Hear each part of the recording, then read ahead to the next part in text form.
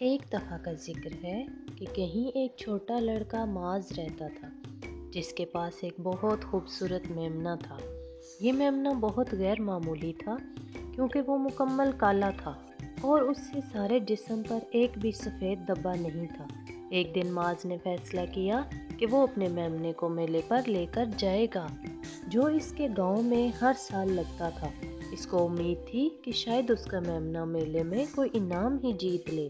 جیسے ہی وہ میلے میں پہنچے، معاذ نے میمنے کو ایک طویلے میں بند کر دیا تاکہ وہ میلے میں گھومے پھر اور مزے اٹھائے۔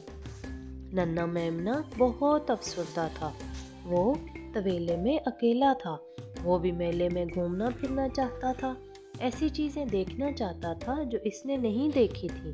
اس نے بار بار زور سے اپنا سر طویلے کے دروازے پر مارا اور پھر حیران رہ گیا۔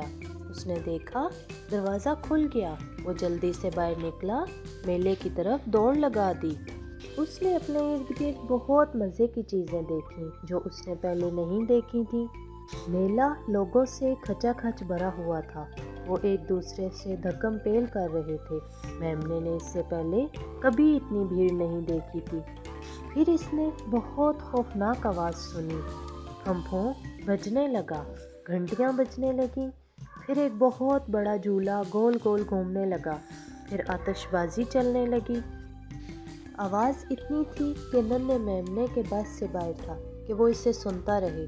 وہ بہت ڈر گیا، بھاگ کر طویلے میں واپس آ گیا۔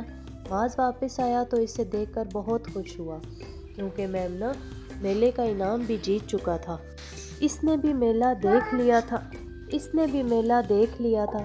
معاذ اس کے لیے میلے سے مزے مزے کی چیزیں کھانے کے لیے لایا تھا۔